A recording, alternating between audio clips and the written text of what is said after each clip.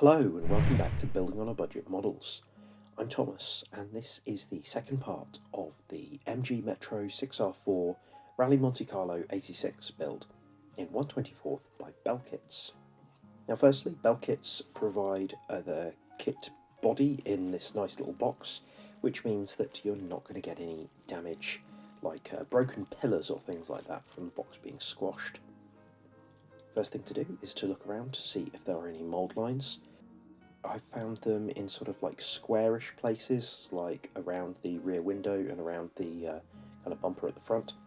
I've got these really nice UMP sanders. There's various different grit levels on different sides, and they're really good for jobs like this. Also, the sharp side of the knife is useful for getting rid of flash in the light housings. So I'd done that in some Tamiya fine white and then had another look to see if there are any more places that need sanding.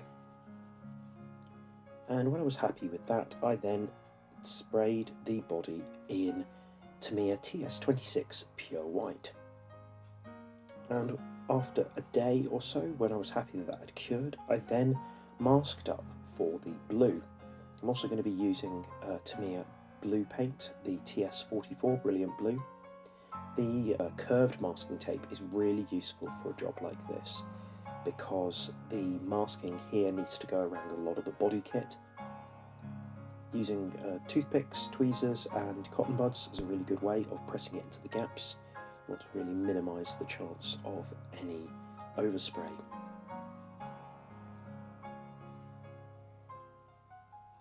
And to look really carefully at the pictures in the instruction manual, and once I was happy with the curved tape, I then went over the rest of the section that needed to be white in the Tamiya 10mm yellow masking tape.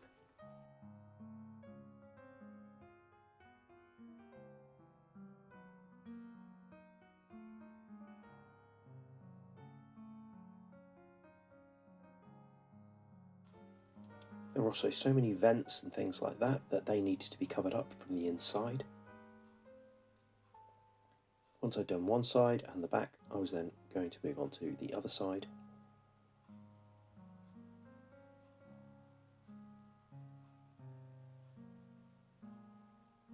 And then I used some broad masking tape here to do the inside of the windows.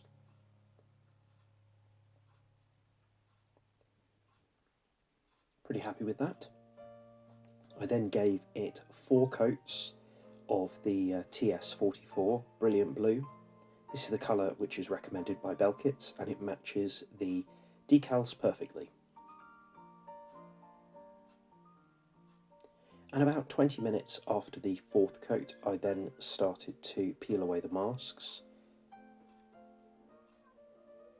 It's important to remember which part you masked like most recently. I knew that the right hand side of the car was what I did last, so that I wasn't going to damage the bodywork when peeling off any of the paper. This has been sped up to about 400%, I think. Did start to see a little bit of overspray on some of the white, so I had to give that a little bit of a wet sand, and in some cases used some white paint to go over the top of that.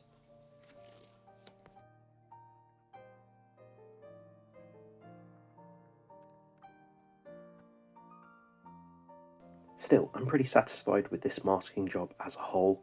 Most important thing is that it's gone around some of the kind of body kit really nicely. The curved masking tape has done a really good job there.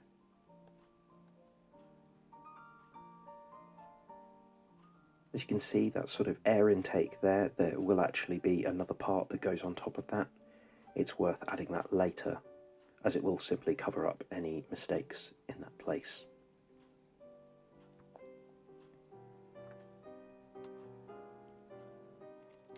I think it might have been the tape on the inside which let some of the overspray in. The broad tape I've got here isn't quite as good as the Tamiya. Still, pretty happy with that. These will actually be covered up by a larger decal.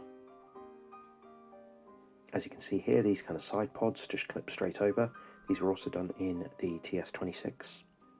And the rear wing here had been done in TS44 and glues in really nicely. This kind of front wing that goes on the bumper at the front, I'm not going to glue that on yet because it needs to have some decals. I painted the sides of it in the TS26 white, but you don't actually paint this blue, as I'll show you later.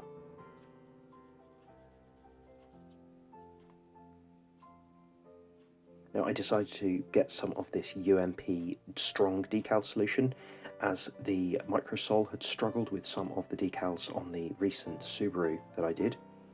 So as you can see here, these large decals have the kind of blue colour on them already, so you don't need to paint this. But you do need to be really, really careful to help them meet up on either side, like so. These Computervision logos are some of the largest decals on the kit, and I always like to start with the large decals. These are printed by Cartograph, and so they're really good quality, as you'd expect. The other issue with some of these really long ones is just to make sure that they're as straight as possible.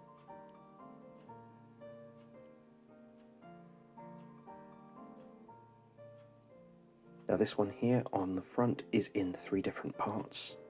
Made a bit of a mistake by putting the small white one on first, and it then got stuck to my finger and broke, so I might see if I can add something to kind of fix that gap by the vent later, maybe with some white paint or maybe with another decal.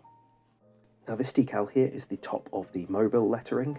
You shouldn't add this now, you should add it after the rest of the grille, as you'll see later. Number plate fits in there really nicely.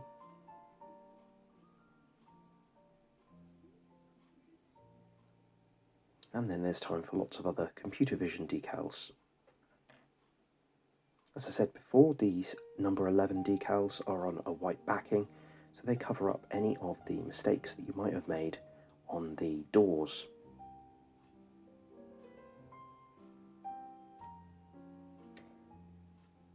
L'Equipe is a French sports magazine. L'Equipe means team, incidentally. While I was straightening this up, it somehow got caught onto the corner of some of the body kit, and it was very difficult to get off. Don't quite know how this happened.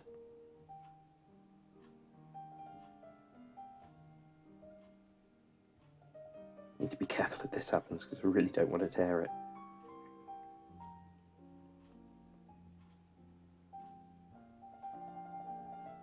There we are. Now these decals have been partly fixed. They originally said Angel Harris and Malcolm Wilson. Malcolm was misspelt. They now say Nigel Harris, but Malcolm is still misspelt.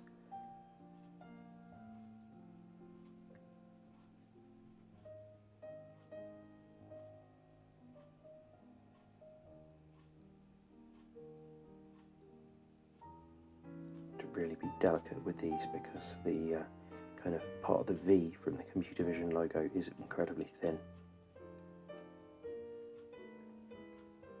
And helpfully these decals that go in front of the wheel arch are all in one, so you don't need to worry about the positioning.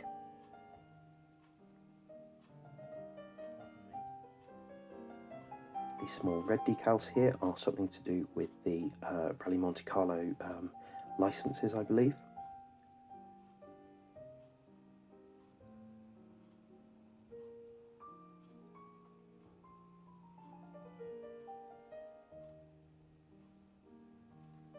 There's a fire extinguisher and electrical cut-off switches which go on either side of the windscreen.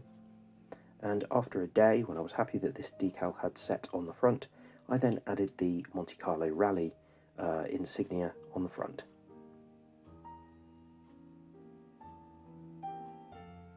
Now as you can see here, the grille, which fits in really nicely, has a multi-part mobile decal. This is why I'm saying that you should put the one on the bonnet in later, because mine ended up being out by about 1 millimeter. It's not that noticeable, but it's a bit annoying. This is made up of multiple parts, and something like toothpick or tweezers are really useful.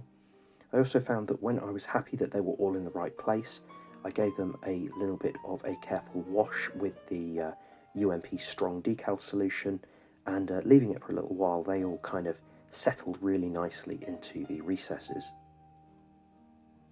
The circle in the middle is for the MG badge.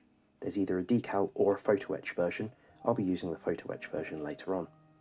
You can see here, it's alright, but it's not perfectly straight, so I would definitely add the one on the bonnet at the end.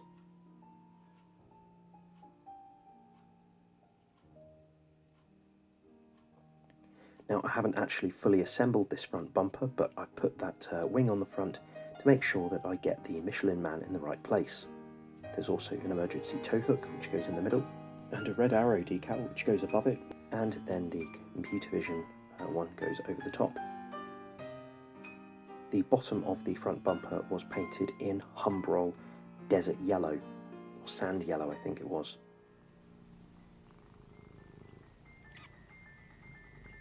And here's the finished bodywork. I'd given it 3 coats of Mr. Super Clear afterwards, and I'm pretty happy with it. It's got a nice sheen, although it might need a little bit of a polish in some places, such as on the roof and maybe around some of the doors. These decals are really good, and as I said before, they match the blue really nicely. In some places, like around this one on the front wing, where they didn't quite meet together, I found Revell 52 Gloss Blue was a really good match as well. Thank you very much for watching. Please do comment, like, share and subscribe, and I'll see you soon.